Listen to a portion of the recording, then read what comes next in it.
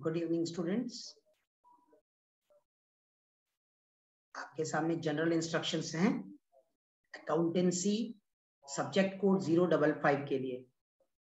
Question paper comprises of two parts, A and B. There are 12 questions in the question paper. All questions are compulsory.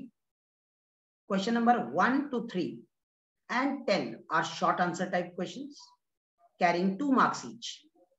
Question 4 to 6 and 11th are short answer type 2 questions carrying 3 marks each. Question number 7 to 9 and question number 12 are long answer type questions carrying 5 marks each. कोई भी overall choice नहीं है बच्चों, but there are internal choices and that is provided to you in 3 questions of 3 marks and 1 question of 5 marks. बेटा जब question paper को start कर रहे हैं पहले तो ये देख लें कि क्वेश्चन 1 से लेके 12 तक हों। Part A not for profit organisation, partnership firm और कंपनी से है, और पार्ट बी आपका एनालिसिस ऑफ फाइनेंशियल स्टेटमेंट से है, जिसके अंदर आपका comparative and common size statement और कैश फ्लो स्टेटमेंट आएगा। हम पहले क्वेश्चन नंबर 1 को देखते हैं। मैं आपके साथ डिस्कशन कर रहा हूं क्वेश्चन पेपर और आंसर्स दोनों की। क्वेश्चन के लिए आंसर किस तरीके से लिखना है, क्वेश्चन को भी पढ़ेंगे, आंसर को भी समझेंगे, दोनों चीजों को देखने की कोशिश करनी है आपको, ठीक है। सबसे पहले मैं एक ओवरव्यू दिखा देता हूं आपको क्वेश्चन पेपर का कि क्वेश्चन पेपर किस तरीके का है, फिर साथ में आंसर्स के साथ डिस्कशन करते हैं। पहला क्वेश्चन है बच्चों, what is meant by the term subscription, mention how it will be treated in financial statements of an NPO.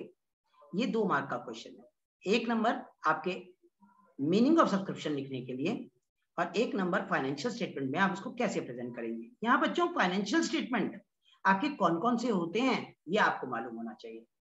पूरा स्कोर करने के लिए you must be able to write everything, right. हमें अपनी तरफ से कोई लूपहोल नहीं छोड़ना। सेकंड क्वेश्चन है बच्चों, LSG are partners sharing P&L in 3:3:2. G retired and existing partners decided to share future profits equally. Compute gaining ratio. एक बहुत ही आसान क्वेश्चन रिटायरमेंट से, और यहाँ पर ओल्ड रेशियो दे रखी है। बच्चे देखते ही बता देते हैं कि सर इसका आंसर क्या आएगा, लेकिन आपको ध्यान रखना है जब मैंने आपको फ्यूचर रेशियोज इक्वली बोला हुआ है तो न्यू रेशियो आपको प्रोवाइड कर रखा है। जी की रिटायरमेंट के बाद L और S 1:1 में शेयर करते हैं। आप new ratio minus old ratio करेंगे और तब आपका रिजल्ट निकल कर आएगा gaining ratio, right. Gaining ratio is equal to new ratio minus old ratio. चलते हैं बच्चों क्वेश्चन नंबर 3 की तरफ। मैं आपके साथ सिर्फ क्वेश्चंस की डिस्कशन कर रहा हूं, उसके बाद मैं सॉल्यूशंस पे भी बात करूंगा, राइट। या जब आप क्वेश्चंस देख रहे हैं तो आपको पहले क्लैरिटी मिल जाएगी। It is the reading time which is going on. A, B and H are partners. A retired on 31st March 2021. इसकी जगह अगर डाइड पे लिखा हो तो भी कोई फर्क नहीं पड़ता बच्चों, क्योंकि जो बैलेंस शीट 31 मार्च 2021 को प्रोवाइड की हुई है उसमें इन्वेस्टमेंट फ्लक्चुएशन रिजर्व 9000 का है, इन्वेस्टमेंट 1 लाख रुपीस का है राइट साइड में, और आपके सामने record the necessary journal entries कहा गया है। तो मार्केट वैल्यू ऑफ इन्वेस्टमेंट 90,000 की हो गई है, जो कि पहले कितने की थी बच्चों, 1 लाख रुपए की। उम्मीद है कि आपको ये बात समझ में आ गई। 1 लाख रुपए की इन्वेस्टमेंट की वैल्यू 90,000 हो गई है, यानी कि इट इज रिड्यूसिंग। तो 10,000 रुपए का लॉस हो रहा है। आप उस 10,000 रुपए के लॉस को कैसे इंडिकेट करेंगे। बच्चे एक ही एंट्री के बाद रोक देते हैं कई बार।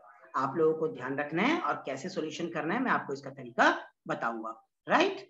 अगर आपको ये समझ में आ गया हो तो वी कैन प्रोसीड फर्दर बच्चों। Following is the information of commerce friends club and particulars आपके सामने दे रखे हैं बच्चों। सब्सक्रिप्शन इन एरियर्स 31 मार्च 2020, सामने फिगर है 2,50,000। सब्सक्रिप्शन रिसीव्ड इन एडवांस 2020 का 1,50,000। Total subscription received including 1,80,000 for 2019-20 and 2,50,000 for 2021 and 22। 35,50,000 total figure आपको दे रखी है बच्चों। सब्सक्रिप्शन आउटस्टैंडिंग 31 मार्च 2021 का दे रखा है 5,50,000 and show the treatment of above items in financial statements of NPO. एक बात समझने की है बच्चों, बहुत सारे लोग सब्सक्रिप्शन कितने रुपए का आएगा इनकम एंड एक्सपेंडिचर में वो बनाकर छोड़ देते हैं। नंबर भी बेटा एक ही मिलेगा, क्योंकि मैंने आपसे क्वेश्चन पूछा हुआ है show the treatment of above items in financial statements. तो आपको अपनी previous year balance sheet, current year balance sheet और इनकम एंड एक्सपेंडिचर अकाउंट दिखाना है, और उसमें कितना अमाउंट कौन सी साइड में जाएगा ये मेंशन करना है। That's most important. जब आपने ये बात समझ ली, उसके बाद I would like to show you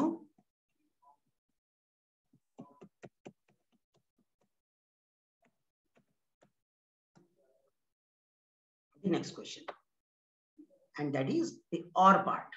कोई बच्चा अगर चाहे तो name 3 items which appear in the receipt and payment account but not in income and expenditure account. ऐसे कौन से आइटम्स हैं जो सिर्फ रिसीट एंड पेमेंट अकाउंट में आते हैं लेकिन इनकम एंड एक्सपेंडिचर अकाउंट में नहीं आते, और ऐसे कौन से आइटम्स हैं जो सिर्फ इनकम एंड एक्सपेंडिचर अकाउंट में आते हैं but receipt and payment account में नहीं आते, ये हमें लिखना है। और ऑप्शन था, तो आप अगर एक पार्ट लिखते हैं तो उसका हाफ मार्क है। आपके ऊपर वाला question 3 items in receipt and payment account में आप 1.5 मार्क्स ले सकते हैं, और आप नीचे वाले क्वेश्चन में जिसमें सिर्फ इनकम एंड एक्सपेंडिचर में आने वाले आइटम्स को लिखना है, रिसीट एंड पेमेंट में नहीं आनी चाहिए वो, उनको लिखने के हाफ मार्क इंटू 3 1.5 मार्क्स मिलेंगे। सो ये आपका तरीका है, पैटर्न है बेटा मार्क गेन करने का। Question number 5, Manu, Neha and Shreya were partners in a firm sharing P&L in the ratio 2:3:5. The firm closes its books on 31st March every year. As per the terms of partnership deed, on the date of any partner's death, the share of goodwill of the deceased partner will be calculated on the basis of 50% of the net profit credited to the partner's capital account during the last 4 completed years before death. Manu died on 1st July. The profits for the last 4 years were, आपके सामने दे रखे हैं बच्चों, 2017-18 का minus में 25,000, that indicates loss. 2018-19 में 1,05,000, that indicates profit. 2019-20 that is 30,000, and 2020-21 that is 84,000. His share of profit is calculated on the basis of sales and the profit of the concerned year. ये आपका टर्नओवर बेस्ड प्रॉफिट निकालने को कह रहा है बच्चों। निकालना profit and loss suspense account है, लेकिन बेस्ड ऑन टर्नओवर। सेल्स और turnover is one and the same thing. Sales for the year ended 31st March 2021 amounted to rupees 21 lakhs. From 1st April 21 to 30th June, the firm's sales amounting to rupees 2 lakh. बेटा आपको ये लग रहा होगा कि sir sales की figure तो दे रखी है लेकिन प्रॉफिट तो दे नहीं रखा। बेटा प्रॉफिट आपको इसके ऊपर यहाँ पर मेंशन किया हुआ है और सेल्स पूरे साल की यहाँ मेंशन की हुई है। तो जब आप यहाँ से परसेंटेज कैलकुलेट कर लेंगे, उसके बाद आपको इसके अंदर इस फिगर का 2 लाख रुपीस का उतना परसेंट कंप्यूट कर देना है, जो कि आपका पहला क्वेश्चन है। Find the Manuj share of profit till the date of death. इसे profit and loss suspense account कहते हैं बच्चों, P&L सस्पेंस अकाउंट। आप on the basis of turnover कैसे निकालेंगे? What will be the journal entry for goodwill on Manuj death? होगी तो gaining partner to sacrificing partner, लेकिन क्या होगी और किस तरह से अमाउंट निकालेंगे देखना है। What is the gaining ratio of surviving partners? जो पार्टनर सर्वाइविंग है मनु के जाने के बाद, नेहा और श्रेया, उनका गेनिंग रेशियो क्या है? बहुत ही इजी तरीके के क्वेश्चन है, केस स्टडी बेस्ड टाइप हो गया और आपके लिए आसान है। चलिए देखते हैं इसके बाद रीडिंग टाइम में क्वेश्चन नंबर 6 को।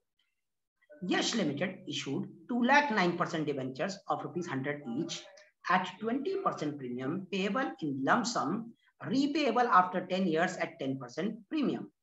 Debenture applications were received for 2,80,000 debentures to whom pro rata allotment was made. Record necessary journal entries at the time of debentures. बेटा आप लोग अपनी प्रैक्टिस लिख रहे हैं, मुझसे क्वेश्चंस पे डिस्कशन कर रहे हैं, गुड, लेकिन मैं एक एक करके डिस्कशन करता हूं, क्योंकि अगर मैं एक क्वेश्चन पे अभी डिस्कशन कर रहा हूं, it is the reading time going on. मैं चाहता हूं कि रीडिंग टाइम में आप भी मेरे साथ पढ़ो, सिर्फ क्वेश्चंस को समझो, उसके बाद आंसर्स करने लगेंगे, ठीक है? तो यश लिमिटेड के ये क्वेश्चन दे रखा है कि कंपनी 2,09% डिबेंचर्स इशू कर रही है, 20% प्रीमियम पे, repayable in lump sum after 10 years at 10% premium, यानी इशूड एट प्रीमियम है बच्चों एंड रिडीमेबल भी एट प्रीमियम है। लेकिन कंपनी के अंदर 2,80,000 डिबेंचर्स के लिए एप्लीकेशंस आ गई हैं और प्रोराटा अलॉटमेंट कर दिया गया है। ऐसा काम हम शेयर्स में भी कर रहे थे। अब इसके बाद और में इसके एक थियोरेटिकल क्वेश्चन है बच्चों, explain any 3 types of debentures in brief. 3 तरह के डिबेंचर्स कौन कौन से हो सकते हैं, आपकी मर्जी है बच्चों। टाइप्स ऑफ डिबेंचर्स आपने खूब सारे पढ़े हैं, redeemable debentures, irredeemable debentures, registered debentures, convertible debentures, non convertible debentures. आप कोई भी 3 टाइप्स लिख सकते हैं बच्चों, और बेस लिखकर उसके बारे में एक्सप्लेनेशन भी करना है। ये question number 7, record necessary journal entries at the time of dissolution of firm. साफ लिखा हुआ है बच्चों, डिसोल्यूशन ऑफ फर्म यानी कि रियलाइजेशन अकाउंट का यूज करना है। रिवैल्यूएशन लिख देते हैं बच्चों कुछ, तो वो गलत बात है। Revaluation account admission, retirement, death सब पे चलेगा, change in profit sharing ratio में चलता है। लेकिन जब फर्म डिसॉल्व हो जाती है तो आप रियलाइजेशन अकाउंट लिखते हैं, आप रिवैल्यूएशन नहीं लिख सकते। तो ये 5 एंट्रीज आपके सामने हैं, हम एक एक करके डिस्कशन करते हैं। ओके, सो इसके बाद हम चलते हैं बेटा नेक्स्ट लेवल पे। ये आपका चॉइस में क्वेश्चन है बेटा, किसी का 5 मार्कर ही है, no doubt. Aryan, Bhavya and Divya मार्क partners sharing P&L in 1/2, 1/3 and 1/6 respectively. Balance sheet provide कर रखी है, और बैलेंस शीट को देखने के बाद जब आप पहली लाइन पढ़ेंगे कि दिव्याम रिटायर्स, तो ये पता लग जाता है बच्चों कि ये रिटायरमेंट का क्वेश्चन है आपके सामने, और रिटायरमेंट का क्वेश्चन है, हमें उसको प्रोसीड करना है, right.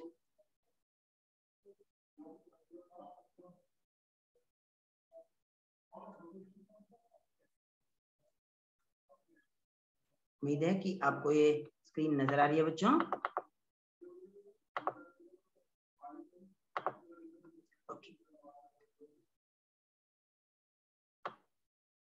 Then comes question number 8, again 5 marker। इसमें 3 पार्ट्स हैं बच्चों। Record necessary journal entries for the following. एक, Aditya limited issue 10,000 10% debenture of 100 each at premium 20% and redeemable at premium 10% after 5 years। ये तो इशू एंड रिडम्पशन की entries करनी है, लेकिन रिडम्पशन तो आपके कोर्स में नहीं है। लेकिन जो रिडीमेबल वर्ड बोला हुआ है, at the time of issue, उसका क्या इफेक्ट होगा वो हमें शो करना है, राइट। तो एंट्री नंबर 2 जो है ये पूछा गया है, Akshay limited issue 10% debenture of 100 each at premium 10% being assets purchased for rupees 60 lakhs। 20% payment was made through promissory note. आपको यहाँ पर purchase consideration other than cash का क्वेश्चन पूछा गया है, और issued 1 lakh 8% debenture of 100 each as collateral security against bank loan from अंश cooperative bank amounting rupees 90 lakhs। मैंने सबसे ऊपर टॉप में लिख दिया बेटा रिकॉर्ड नेसेसरी जनरल एंट्रीज। तो now you need not to worry कि आप इसके अंदर क्या ट्रीटमेंट दिखानी है, मैंने नहीं बोला बच्चों। सो आपको सिर्फ जनरल एंट्रीज करनी है। पहला पार्ट जो है वो 2 मार्क्स का है, दूसरा पार्ट 2 मार्क्स का है, और तीसरा पार्ट 1 मार्कर है बच्चों। 2 एंट्रीज उसमें आती है, ये हमें समझ में आना चाहिए। इसके बाद चलते हैं बच्चों क्वेश्चन नंबर 9 की तरफ। Following is the receipt and payment account of Chitwan trust. आपके सामने आइटम्स दे रखी हैं, रिसीट्स की भी, पेमेंट्स की भी, और 2 adjustments, basic adjustment. Subscription outstanding for the current year rupees 7,000 दे रखा है, और annual salary every year, annual salary हर साल 14,400 रुपए बेटा, ये आपके सामने है। आपको सिर्फ और सिर्फ इनकम एंड एक्सपेंडिचर अकाउंट बनाना है, आपको ध्यान देना है। पार्ट बी जो है बच्चों, एनालिसिस ऑफ फाइनेंशियल स्टेटमेंट, ये 10 मार्क्स का आएगा पार्ट बी में। क्वेश्चन नंबर 10 में आपसे पूछा गया है 2 marker question, find whether the following result will inflow, outflow और नो फ्लो। कई बच्चे क्या होते हैं, इनफ्लो आउटफ्लो नो फ्लो लिख के आ जाते हैं, लेकिन मैंने आगे क्वेश्चन में पूछा हुआ है ऑल्सो मेंशन विच एक्टिविटी, कौन सी एक्टिविटी होगी। तो आपको ऑपरेटिंग, इन्वेस्टिंग, फाइनेंसिंग ये भी बताना है, और इनफ्लो आउटफ्लो नो फ्लो ये भी बताना है। Half mark inflow outflow no flow बताने का है, और half mark operating, investing, financing बताने का है। उसके बाद चलते हैं बेटू क्वेश्चन नंबर 11 की तरफ।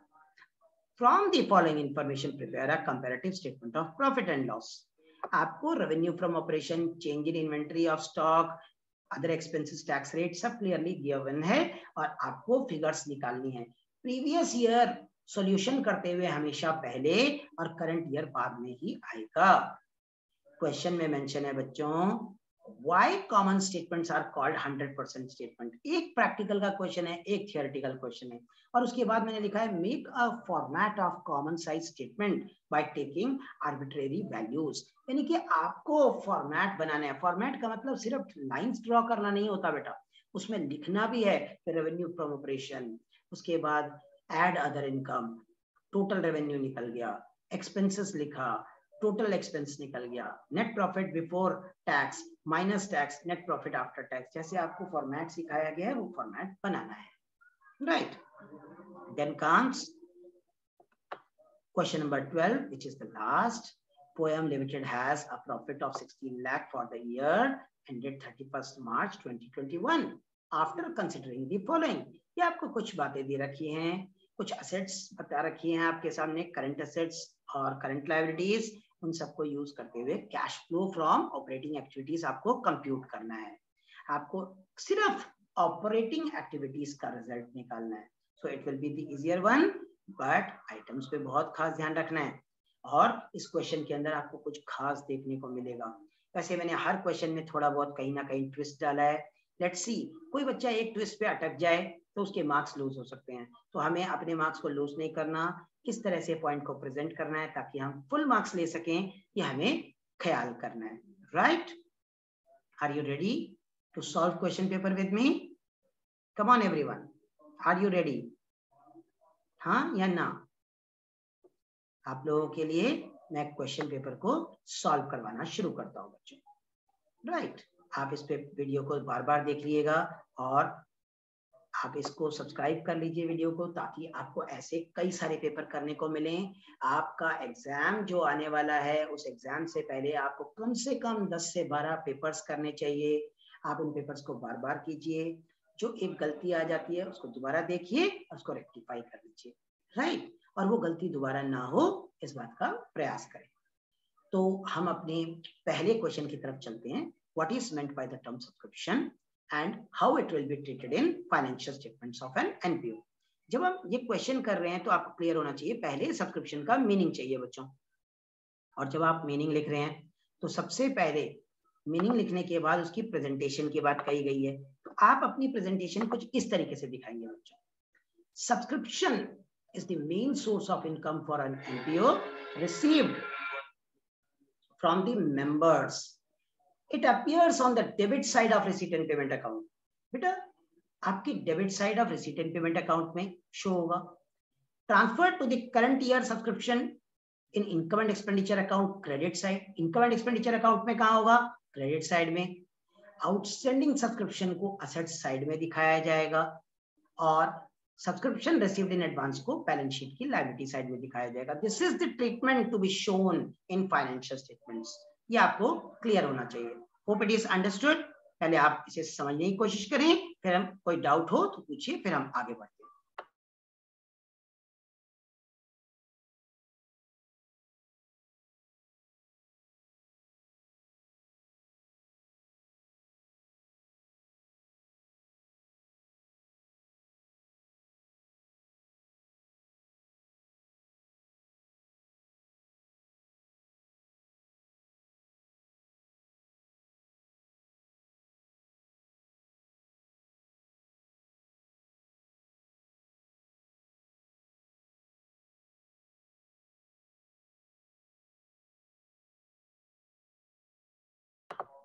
Hope everything is fine now. Is it clear? अगर ये क्लियर हो गया है तो हम अपने क्वेश्चन नंबर 2 की तरफ आगे बढ़ते हैं बच्चों। और क्वेश्चन नंबर 2 आपके सामने है। LSG पार्टनर्स हैं, G retired and the existing partners decided to share future profits equally. Compute gaining ratio. आपके क्वेश्चन को देखने के बाद you must be able to write the answers. और जब आप आंसर्स लिखेंगे बेटू, ध्यान रखना है आपने। अब क्या ध्यान रखेंगे कि हम ओल्ड रेशियो को क्लियरली मेंशन कर रहे हैं। You have to be very very careful when you are mentioning the results. Old partners की रेशियो दे रखी है बेटा LSG की 3/8, 3/8, 2/8। आप देख रहे हैं जी को मैंने बोल्ड करके दिखाया हुआ है, आप देख सकते हैं कि नहीं? मुझे बताइए। जी को मैंने ये बोल्ड किया हुआ है, देखिए। ए और बी की न्यू रेशियो 1:1 मैंने मेंशन की है।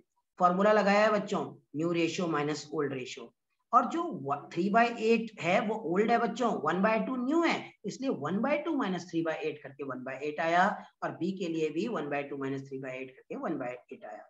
इसे आपने प्रॉपरली लिखा, gaining ratio between L and S is 1:1। This is the way of presenting the solution, और इसको करने के आपको 2 नंबर पूरे मिल जाते हैं।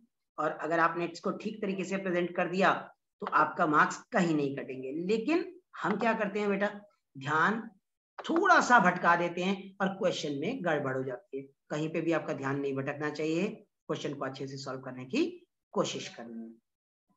अगर ये समझ में आ गया तो हम क्वेश्चन नंबर 3 की तरफ बढ़ते हैं बेटा। क्वेश्चन नंबर 3 है क्या, पहले देख लेते हैं। इन्वेस्टमेंट दे रखी थी बेटा 1 लाख रुपए की, इन्वेस्टमेंट की मार्केट वैल्यू आपके सामने बता रखी है, देखिए 90,000 की, और रिजर्व आपके सामने जो है 9,000 रुपए का है। ये मैंने पोटली बताई थी कि आपके सामने एक पोटली है 9,000 रुपए की, जिससे आप जब चाहो पैसा निकाल सकते हो, जितना अमाउंट उसमें मौजूद है वहां तक। तो आपका नुकसान 10,000 का हो रहा है बेटा, लेकिन आपकी पोटली 9,000 की है सिर्फ।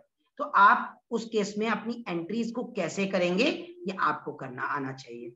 Are you ready to do the entries? Right, आपको अपनी एंट्रीज करनी आनी चाहिए। चलते हैं एंट्रीज को देखने के लिए। क्वेश्चन नंबर 3 के लिए आपकी पहली एंट्री होगी बच्चों, investment fluctuation reserve account debit 9,000 rupees. ये आपकी वो पोटली है बच्चों। अब टू इन्वेस्टमेंट 10,000 रुपए। आपने कहा सर नुकसान जो है वो 10,000 रुपए का हुआ है, इन्वेस्टमेंट की कीमत कितनी डाउन हो गई बच्चों? 10,000 रुपए की। लेकिन मेरा रिजर्व कितने का है बच्चों? 9,000 रुपए का। तो ये जो बैलेंसिंग फिगर है, this is revaluation account debit 1,000 रुपए से। ये 1,000 रुपए का नुकसान है, तो आप उसको रिवैल्यूएशन अकाउंट में एंटर करेंगे। अब रिवैल्यूएशन अकाउंट अगर डेबिट हो गया है, तो जब कोई भी नॉमिनल अकाउंट ओपन हो जाए उसे क्लोज करना आपका काम होता है। तो रिवैल्यूएशन अकाउंट को क्लोज भी आप ही करेंगे, आप उसके अंदर ट्रांजैक्शन करेंगे। Sir A debit, B debit, H debit to revaluation account, 1,000 रुपए का रिवैल्यूएशन अकाउंट है, उसको आप अपनी रेशो में, जो कि क्वेश्चन में मैंने क्लियरली कुछ नहीं मेंशन किया, तो 1:1:1 है। 1 रुपया ऊपर नीचे हो जाए उससे कोई फर्क नहीं पड़ता। कई बच्चे 333.33 लिखते हैं, तो इससे कोई मतलब नहीं। आप डेसिमल के बाद के पॉइंट्स को इग्नोर कर दीजिए, क्योंकि आज की डेट में पैसे में डील नहीं होता। तो 333 और 334 रुपीस आप दे दीजिए, आपकी मर्जी। आप ए को 334 देंगे कि बी को देंगे कि एच को, इसे कोई गलत नहीं कहेगा। एंड नरेशन प्रॉपरली जरूर लिख दें और जर्नल के फॉर्मेट बनाकर काम करें, ये सबसे ज्यादा जरूरी चीज है बेटा। राइट, तो ये चीज हम सब टीचर्स आपको सिखाते हैं और आपको इस बात का खास ध्यान रखना है। उम्मीद है कि ये बातें आप लोगों को क्लियर हो गई। मैं अगले क्वेश्चन के अंदर आपको सब्सक्रिप्शन अकाउंट भी साथ में बताऊंगा। कई बच्चों की क्वेरी थी, सर सब्सक्रिप्शन अकाउंट बनाना सिखा सकते हैं क्या? यस, मैं आपको सब्सक्रिप्शन अकाउंट भी साथ में दिखाऊंगा, लेकिन पहले क्वेश्चन को देख लेते हैं। क्वेश्चन क्या लिखा हुआ है बच्चों आपके सामने? क्वेश्चन लिखा हुआ है, from the following commerce friends club is information of commerce friends club is given to you. आपके सामने सारी चीजें मेंशन है। आउटस्टैंडिंग सब्सक्रिप्शन, यानी कि सब्सक्रिप्शन में एरियर्स दे रखा है, रिसीव्ड इन एडवांस दे रखा है, प्रीवियस ईयर के दोनों की, फिर सब्सक्रिप्शन रिसीव्ड टोटल दे रखा है और करंट ईयर का आउटस्टैंडिंग भी दे रखा है। जब हम क्वेश्चन को कर रहे हैं, आपको पता होना चाहिए कि हम ट्रांजैक्शन को कैसे रिकॉर्ड करने वाले हैं। चलते हैं बेटा, मैं आपको उसका अकाउंट प्रॉपरली मेंशन करके दिखाता हूं, गौर से देखिएगा। Question number 4, subscription account. This is the account बेटा। ये अकाउंट कभी नहीं बदलेगा जो मैंने आपके सामने लिख दिया है। इस अकाउंट को अगर आप ध्यान से देखें, इसके लेफ्ट साइड में टू बैलेंस बीडी लिखवाया है मैंने, और इसका मतलब है आउटस्टैंडिंग सब्सक्रिप्शन का ओपनिंग बैलेंस यहाँ है और आउटस्टैंडिंग सब्सक्रिप्शन का क्लोजिंग बैलेंस यहाँ होता है बच्चों। ओपनिंग बैलेंस का मतलब प्रीवियस ईयर बैलेंस शीट और क्लोजिंग बैलेंस का मतलब करंट ईयर बैलेंस शीट। ये प्रीवियस ईयर बच्चों। अगर बाय बैलेंस बीडी लिखा है तो ये सब्सक्रिप्शन रिसीव्ड इन एडवांस का ओपनिंग बैलेंस है, यानी कि प्रीवियस ईयर का सब्सक्रिप्शन रिसीव्ड इन एडवांस। और ये जो लिखा हुआ है टू बैलेंस CD, ये करंट ईयर का सब्सक्रिप्शन रिसीव्ड इन एडवांस है बच्चों, जो कि यहाँ पे लिख दिया गया। इसके बाय कैश बाय बैंक का मतलब है ये रिसीट एंड पेमेंट अकाउंट की फिगर है और आपके सामने ये लिखी हुई है, और ये इनकम एंड एक्सपेंडिचर अकाउंट की फिगर है और ये आपके सामने लिखी हुई है। इन 6 बातों में से कोई भी 5 बात देके 6th बात आपसे निकलवाई जा सकती है। मैं आपसे, अगर मैंने आपको ये दिया हुआ है, ये दिया हुआ है, ये दिया हुआ है, ये दिया हुआ है, और रिसीट एंड पेमेंट अकाउंट की फिगर भी दे रखी है, और आपसे इनकम एंड एक्सपेंडिचर अकाउंट निकालने को कह रहा हूँ, यही निकलेगा बेटा, बैलेंसिंग फिगर आपको निकालनी है। आप इस फॉर्मेट को अपने दिमाग में बसा लीजिए, आपके मार्क्स बिल्कुल भी नहीं कटेंगे, पक्की बात। आप सब्सक्रिप्शन अकाउंट भी सीख गए, हो सकता है 3 मार्क का आपका क्वेश्चन सिर्फ सब्सक्रिप्शन अकाउंट बनाने का आ जाए, तब भी आपको स्कोर हो जाएगा। और अगर आपको सब्सक्रिप्शन अकाउंट की जगह उन्होंने कहा रिसीट एंड पेमेंट अकाउंट में कितना डालेंगे, तो आप निकाल लीजिए बाय कैश बैंक जो आपके सामने नजर आ रहा है, और आप उसको रिसीट एंड पेमेंट अकाउंट में मेंशन करके दिखा दीजिए, ये है sir receipt and payment account में जाएगा 35,50,000, 35,50,000। इनकम एंड एक्सपेंडिचर अकाउंट में क्या जाएगा, वो इनकम एंड एक्सपेंडिचर अकाउंट बना करके उसके अंदर फिगर को प्लॉट करके दिखा दीजिए। This is the way. पुरानी बैलेंस शीट बनाइए और पुरानी वाली सब्सक्रिप्शन आउटस्टैंडिंग के नाम से असेट साइड में, और इसको लायबिलिटी साइड में पुरानी वाली बैलेंस शीट में लिख दीजिए। इसको नई वाली बैलेंस शीट के अंदर असेट साइड, लायबिलिटी साइड में, और इसको असेट साइड में लिख दीजिए नई वाली बैलेंस शीट में। बस यही काम है आपका बच्चे, अपने आप सारी प्रेजेंटेशन आपकी हो जाती है और आपको बहुत तरीके से काम करना आना चाहिए। उम्मीद है कि आपको ये बात समझ में आ गई बेटा एवरीवन। फिर मेरा एक क्वेश्चन और चॉइस में जो था वो मैं आपको पहले दिखा देता हूं। वो क्वेश्चन आपसे ये कह रहा था,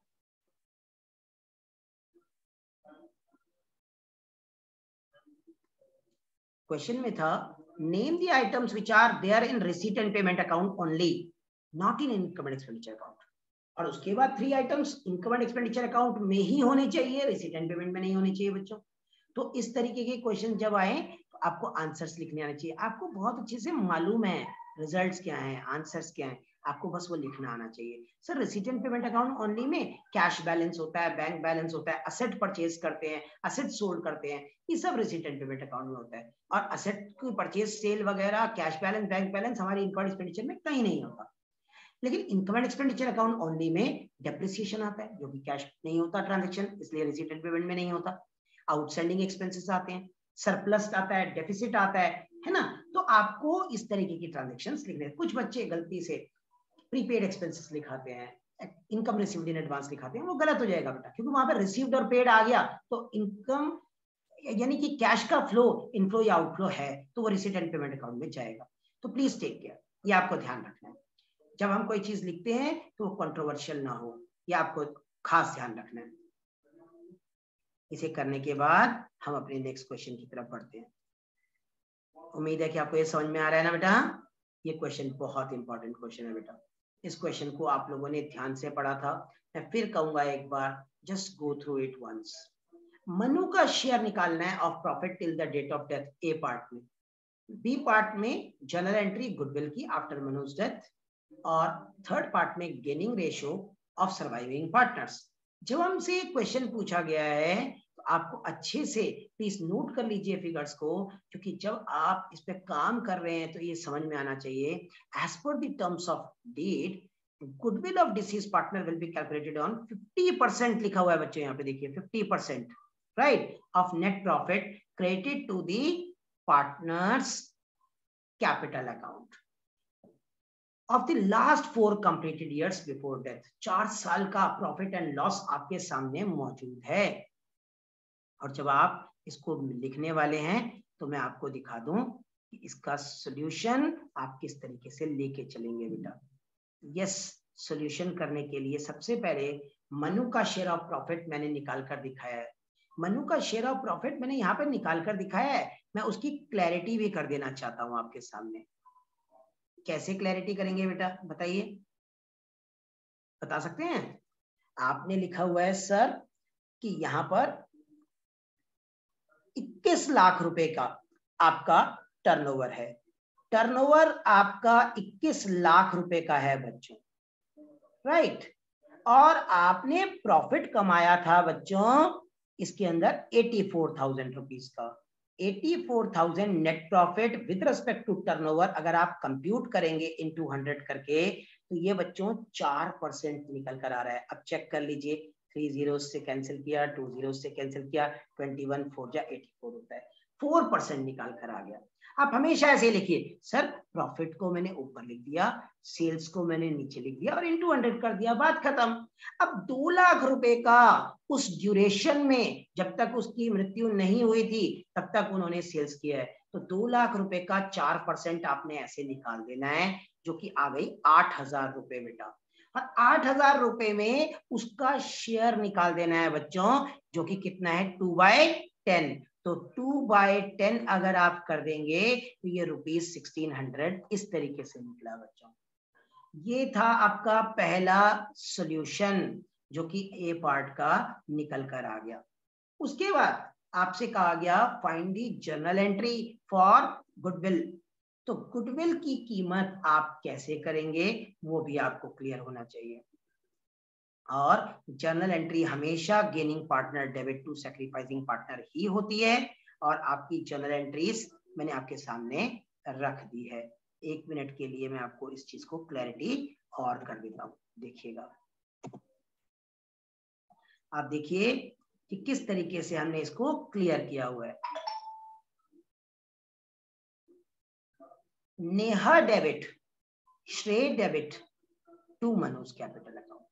मनु की कैपिटल 19,400 रुपीज निकलेगी जब आप उनके पार्टनर्स में हर साल जो आपके 4 साल के प्रॉफिट या लॉस दे रखे हैं, आप देखिए 50% कैसे निकल कर आता है। जब आप सॉल्व कर रहे हैं तो 19,400 रुपए निकल कर आएगा और उसे आप गेनिंग रेशो में जो कि 5:3 में आपको डिस्ट्रीब्यूट कर देना है।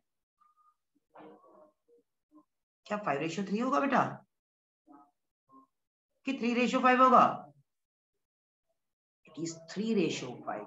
आपको ये खास ध्यान देना है कि गेनिंग रेशो क्या है, और गेनिंग रेशो के अंदर आपको लिख देना, यानी कि gaining ratio is the third part जो आपसे पूछा गया है, वो आप यहाँ पर निकालेंगे तभी आप गुडविल की ट्रीटमेंट कर पाएंगे। कई बार ऐसी चीजें भी देखने को मिलती हैं। और गेनिंग रेशो बच्चे लिखाते हैं gaining ratio of Neha and Shrey is 3:5। बिल्कुल नहीं, you need to show the solution मैंने लिखा है, यानी कि आप करके दिखाएंगे कि कैसे वो 3:5 आएगा। आप लोगों को ये मेंशन करना है, जैसे कि टीचर्स आपको क्लास में करके दिखाते हैं कि जो जाने वाला पार्टनर है उसके शेयर से गेनिंग की मल्टीप्लाई करके तब आप फाइनल आंसर निकाल कर दिखाएंगे, तब आपको उसके पूरे मार्क्स मिलेंगे। जिसे लगता हो कि मुझे गेनिंग रेशो नहीं निकालना आ रहा, वो कमेंट बॉक्स पे मेंशन करें ताकि मैं इससे रिलेटेड आपको डिटेल में एक बार वीडियो बनाकर भेजूं, ताकि आपको क्लैरिटी हो गेनिंग रेशो कैसे निकलता है। इसके बाद क्वेश्चन नंबर 6 की बात करते हैं। क्वेश्चन नंबर जो 6 है, राइट, क्वेश्चन नंबर 6 इंडिकेट कर रहा है बच्चों इस पोर्शन को। यश लिमिटेड जो इशू कर रहा है 2 lakh 9% debenture of 100 each at 20% premium payable in lump sum redeemable after 10 years at 10% premium. आपने जर्नल एंट्रीज करनी सीखी हैं। रिसीव्ड एप्लीकेशन 2,80,000 है और जो इशू करने हैं वो 2 लाख करने हैं, तो एक्सेस एप्लीकेशन आ गई है, उनका पैसा आपको रिफंड करना है। और रिफंड करना है यानी कि टू बैंक में वो अमाउंट चला जाएगा। आपको मैं क्वेश्चन करने के साथ ये क्लियर कर देता हूं कि किस तरीके से हमें अपनी प्रेजेंटेशन करनी चाहिए, और आपके सामने मैं सॉल्यूशन रख देता हूं। आपकी एंट्री में हमेशा एक बात ध्यान रखना है, bank account debit to debenture application and allotment account लिखना है। कई बच्चे सिर्फ डिबेंचर एप्लीकेशन अकाउंट लिख कर आते हैं, विच इज रॉन्ग। यहाँ debenture application and allotment account होना चाहिए बच्चों, ये बात अपने दिमाग में डाल लीजिए। और debenture application and allotment account debit, loss on issue of debenture account debit to X% debentures. यहाँ पर कितने परसेंट डिबेंचर है ये आपको क्वेश्चन में ध्यान जरूर रखना है और लिखना है। अगर मैंने नहीं लिखा तो भी मैं अपनी गलती मानूंगा। और to security premium reserve account पूरा लिखना है आपने बच्चों। और टू बैंक अकाउंट, ये आपकी रिफंड की वैल्यू भी होगी इसके अंदर इंक्लूड, और to premium on redemption of debenture account, जितने का लॉस होगा उतने का ही premium on redemption of debenture होगा।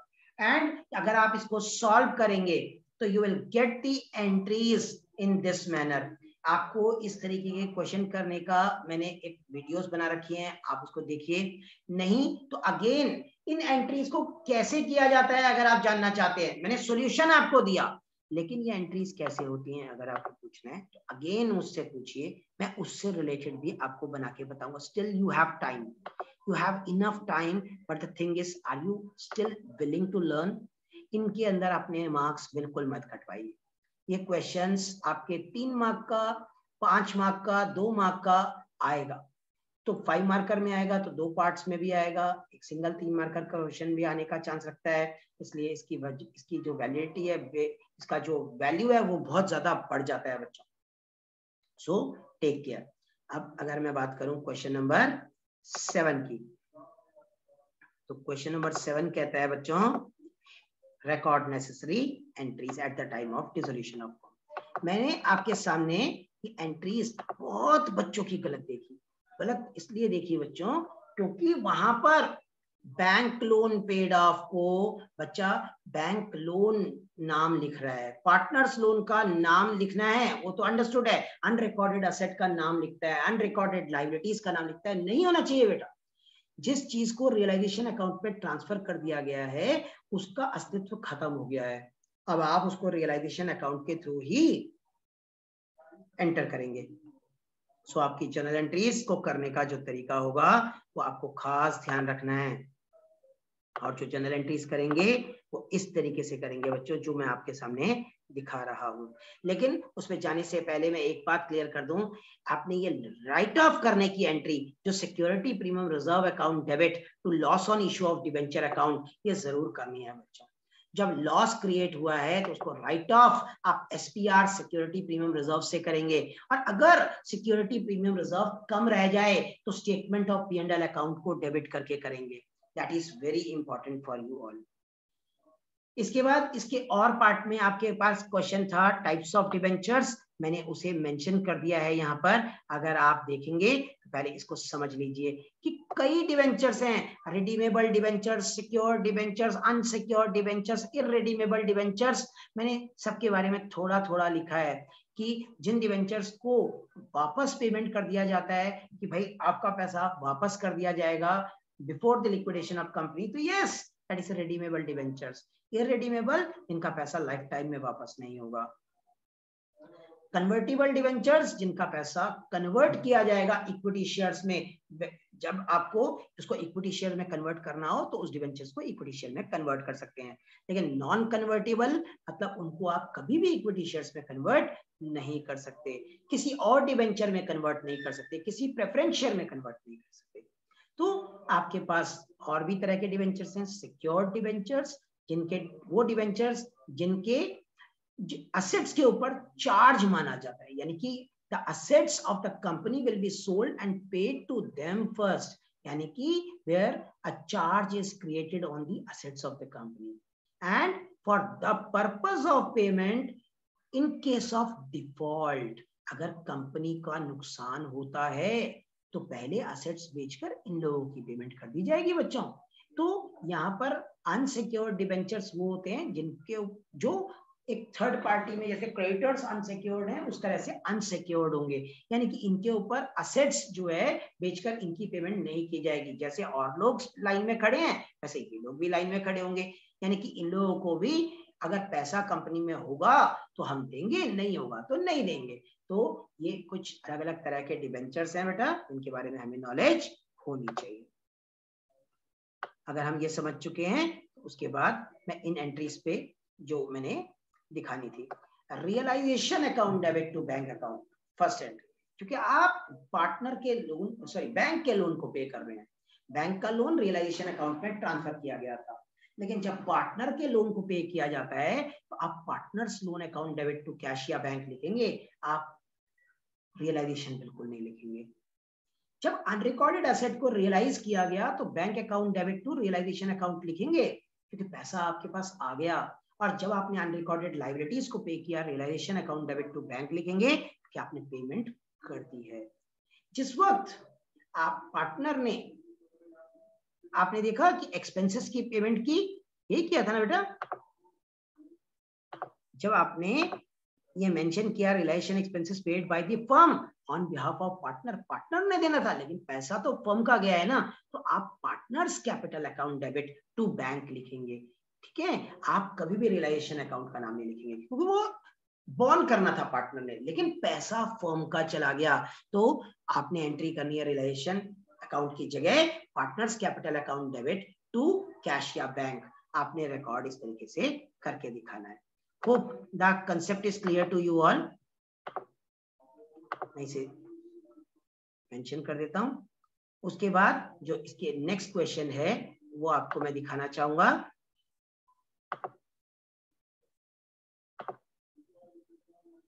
इसका चॉइस में क्वेश्चन है बेटा, ये आपके रिटायरमेंट एंड डेथ का क्वेश्चन है और इस क्वेश्चन का जो सॉल्यूशन है काफी सारे बच्चों को करना आता है, और जब आपको करना आता है तो मैं आपसे कहूंगा कि एक बार देखें जरूर कि इस क्वेश्चन को सॉल्यूशन कैसे किया गया है। कहीं दिक्कत परेशानी हो आपको, आप डिस्कस करें। राइट, मैं आपको इसका सॉल्यूशन दूंगा। अगर आपको लगता है कि नहीं ये सॉल्यूशन में कहीं गड़बड़ है तो you can discuss with me in the comment box. मैंने अब टाइम के चलते हुए ये देखा है क्वेश्चन नंबर 8 जो है आपको मैं शो करना चाहूंगा। क्वेश्चन नंबर 8 को आप किस तरीके से प्रेजेंट करेंगे ये आपको मैं दिखाता हूं। Record general entries first, second, third part में हैं, और जो आपके 3 क्वेश्चन है, पहले वाला आपका डिबेंचर्स पे बेस्ड है, इशू ऑफ डिबेंचर पे, दूसरा vendor purchase consideration other than cash पे बेस्ड है डिबेंचर का ही, और तीसरा कोलैटरल सिक्योरिटी पे। 5 मार्कर है, 2 + 2 + 1। आपको इसका सॉल्यूशन कैसे करना है वो आपको मैं प्रेजेंट कर रहा हूँ और आपको देखने को मिल रहा है। जस्ट अ सिंगल सेकेंड और स्क्रीन आपके सामने है। आप देख रहे हैं bank account debit to debenture application and allotment account. यहाँ पर भी एंट्री ऐसे ही शुरू की गई। जब आप क्वेश्चन कर रहे हैं तो क्वेश्चन पे आपको बहुत खास ध्यान रखना है बच्चों, यू कांट नेग्लेक्ट एनीथिंग। और इसके बाद जो असेट्स वाली एंट्रीज हैं, assets account debit to liabilities to vendor, then vendor debit to bills payable, promissory note word नहीं लिखना बेटा, बिल्स पेबल लिखना है। 20% जो दिया है 60 लाख का, 12 लाख रुपीस, वो इस तरह से मेंशन करना है। Then vendor debit to 10% debentures और टू सिक्योरिटी प्रीमियम रिजर्व। यहाँ पे डेसिमल में जा रहा था क्वेश्चन, तो 43636 इंटू 100, 43636 इंटू 10 करने पर फिगर जो आ रही है, कुछ पैसा अभी भी पेंडिंग बचता था, उसे आप टू कैश या बैंक लिखेंगे। आपने ये खास ध्यान रखना है कि you have to write to cash और बैंक। अगर आप नहीं लिखते तो कुछ मिस्टेक आपने कर दी है, इसे आपको समझ में आना चाहिए। उम्मीद है कि आपको मेरी ये बातें समझ में आ गई क्वेश्चन नंबर 8 तक। अगर ये समझ में आ गई तो मैं फिर इसके बाद आगे बढ़ता हूं क्वेश्चन नंबर 9 की तरफ, लेकिन पहले आप क्वेश्चन को देख लीजिए। क्वेश्चन नंबर 9 में रिसीट एंड पेमेंट अकाउंट है, केवल 2 एडजस्टमेंट्स हैं बच्चों। एक सब्सक्रिप्शन आउटस्टैंडिंग 7000 और करंट ईयर में जाकर वो ऐड होना है, इसका मतलब, और एनुअल सैलरी लिख दिया, यानी कि एक साल की सैलरी ही 14,400 है। मैंने सॉल्यूशन आपको निकाल कर दे रखा है बच्चों, गलती से भी गलती नहीं होनी चाहिए। आंसर दे देने का मतलब ये नहीं कि आप आंसर में गलती कर दो। आपका क्वेश्चन कुछ इस तरीके से रहेगा। ये जो कोलैटरल सिक्योरिटी वाला क्वेश्चन है उसके अंदर केवल और केवल 2 एंट्रीज करनी है, bank account debit to bank loan और debenture suspense account debit to X% debenture account. आपने जो बैंक लोन लिया है वो 90 लाख का लिया है, और जो डिवेंचर्स इशू कर रहे हो वो 1 lakh, 7% debenture of 100 each issue कर रहे हैं, यानी 1 करोड़ रुपीस के। ये आपकी एंट्रीज रहेंगी, हाफ हाफ मार्क दोनों एंट्रीज के हैं। नरेशन जरूर लिखिएगा, हो सकता है ये अकेला 3 मार्कर भी आ जाए, इसलिए be careful, you must be able to do the treatment also. Income and expenditure account जो आपने देखा है उसे आपके सामने मेंशन किया है, सरप्लस आप देख पा रहे होंगे। आपको मैंने सिर्फ दो बातों पे ध्यान देने को कहा जो एडजस्टमेंट थी।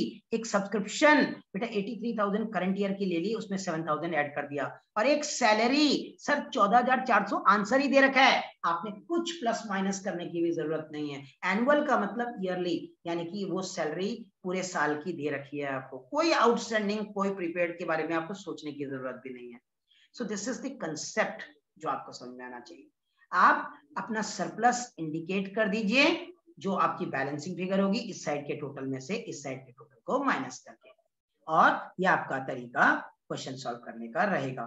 इसके बाद पार्ट बी है बच्चों, और पार्ट बी बहुत ही आसान है, जैसा कि आपको भी पता है। एक क्वेश्चन आपके सामने पार्ट बी का एक्टिविटीज का था, cash received from debtors, right, और ऑपरेटिंग एक्सपेंसेस पेड, दोनों की दोनों बेटा आपकी ऑपरेटिंग एक्टिविटीज हैं। कैश रिसीव्ड फ्रॉम डेटर्स भी ऑपरेटिंग एक्टिविटी है, और आपका जो दूसरा अमाउंट है वो भी ऑपरेटिंग एक्टिविटीज है, और तो एक इनफ्लो है और दूसरा आउटफ्लो है। पहला आपका cash received from debtors operating activities का इनफ्लो है, और दूसरा ऑपरेटिंग एक्सपेंसेस जो आप पे कर रहे हो वो आउटफ्लो है, पैसा आपका बाहर जा रहा है operating activities. Common size statement जो आपके सामने है, उसके अगले वाला क्वेश्चन, वो भी बहुत ही आसान टाइप का क्वेश्चन है बच्चों। तो उस आसान क्वेश्चन को करने का तरीका मैं आपके सामने प्रेजेंट कर रहा हूं। आपको क्लैरिटी होनी चाहिए कि हम क्वेश्चन को किस तरीके से लिख रहे हैं। आप अपना फॉर्मेट बना लीजिए, और उसके बाद आप अपनी आइटम्स का अमाउंट फटाफट एंटर कर सकते हैं बच्चों। आपको मैं दिखा रहा हूं, ये देखिए आपका फॉर्मेट तैयार होगा। आप अपनी फिगर्स को 2020 को पहले लिखेंगे, फिर 2021 को लिखेंगे, और उसके बाद एब्सोल्यूट चेंज और परसेंटेज चेंज निकाल दिया जाएगा। Hope it is clear. आप इसे अच्छे से देख सकते हैं, फॉर्मेटिंग बहुत अच्छे से। और जब कंपैरेटिव स्टेटमेंट या कॉमन साइज स्टेटमेंट का फॉर्मेट बनाने को कहूंगा, तो यही फॉर्मेट जो लेफ्ट साइड में आपको दिख रहा है ना, ये कंप्लीट फॉर्मेट यही है बेटा, यही है कंप्लीट फॉर्मेट। आप ऊपर कॉमन साइज स्टेटमेंट को हटाकर जब कॉमन साइज स्टेटमेंट लिखेंगे तो आप जो है उसके अंदर, ये हमारा कंपैरेटिव स्टेटमेंट है बच्चों,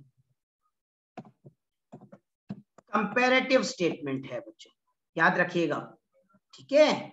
और जब हमारा कॉमन साइज स्टेटमेंट होगा तो एब्सोल्यूट चेंज वाला जो कॉलम है ये हट करके प्रीवियस ईयर परसेंटेज आ जाएगा, और यहाँ पर करंट ईयर परसेंटेज आ जाएगा। क्या मेरी बात आप लोगों को समझ में आ गई? ये आपको तरीका ध्यान रखना है। परसेंटेज आपको यहाँ पर निकालनी है। इस क्वेश्चन के अकॉर्डिंग आपके सामने मैंने मेंशन कर दिया कि किस तरीके से आप कैलकुलेट करेंगे, ये आपके सामने है। इसके बाद एक और दूसरा क्वेश्चन भी था बेटा इसके ऑप्शन में, कि कॉमन साइज स्टेटमेंट को 100% स्टेटमेंट क्यों कहते हैं। तो आपको बताना आना चाहिए, हर आइटम को with respect to revenue from operation देखा जाता है, और उसे 100% के बेसिस पे लिया जाता है, इसलिए उसको 100% स्टेटमेंट दिया जाता है।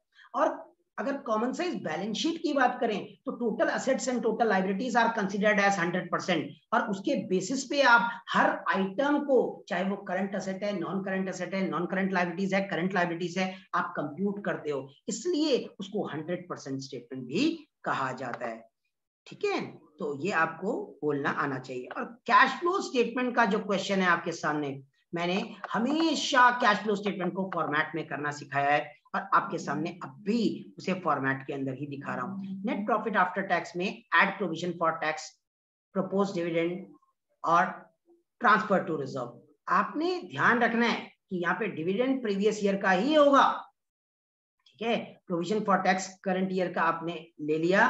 नेट प्रॉफिट बिफोर टैक्स आपका 16,42,000 कंप्यूट हो गया, उसमें एड DGLI मैंने आपको सिखाया है। जिसको नहीं समझ में आया वो कैश फ्लो स्टेटमेंट की वीडियो देखिए, उसको ये क्लैरिटी हो जाएगी पक्का। फिर लेस में ग्रिड GRID, और उसके बाद आपने जब profit before working capital changes निकाल लिया, फिर आपने ऐड किया decrease in current assets and increase in current liabilities, ये ऑर्डर में करिए, और less increase in current asset and decrease in current liabilities. और जब ये आप काम कर लेंगे, profit after working capital changes निकल जाएगा, उसमें से टैक्स पेड आपने माइनस करना है, जो कि प्रीवियस ईयर का टैक्स था, आपने माइनस कर दिया, ठीक है। और cash inflow from operating activities निकल रहा है, क्योंकि ये प्लस में आंसर निकल रहा है, और अगर ये माइनस में निकल रहा होता तो cash outflow from operating activities कहलाता। सो ये आपका तरीका है क्वेश्चन को सॉल्व करने का। बच्चों आई थिंक आपको ये बातें क्लियर हो गई। आपको किसी तरह का डाउट हो तो आप डिस्कस कर सकते हैं। आप अपने कोई भी क्वेश्चंस हो कमेंट बॉक्स में डाल दीजिए, ठीक है। मैंने बहुत सारे क्वेश्चंस के आंसर्स मैं अभी भी दूंगा। रीजन कि बीच में क्यों नहीं लिया, क्योंकि अगर मैं फ्लो तोड़ूंगा तो it will create a trouble and tension. आपको ये क्वेश्चन पेपर मैंने 1 घंटे के अंदर दिखा दिया है। आप कोशिश करेंगे तो definitely you will be able to solve it within 1.5 hours for sure. 15 minute का टाइम ली, वाइसली इस्तेमाल करिएगा उस टाइम को, जिसे रीडिंग टाइम कहते हैं। आपके पेपर के अंदर आपको किसी भी प्रकार की कोई दिक्कत नहीं आएगी।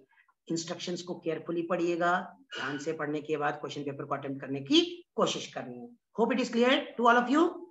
सो will meet in the next class. Live videos के लिए तैयार रहिएगा। जय हिंद, जय Bharat. See you all in the next video.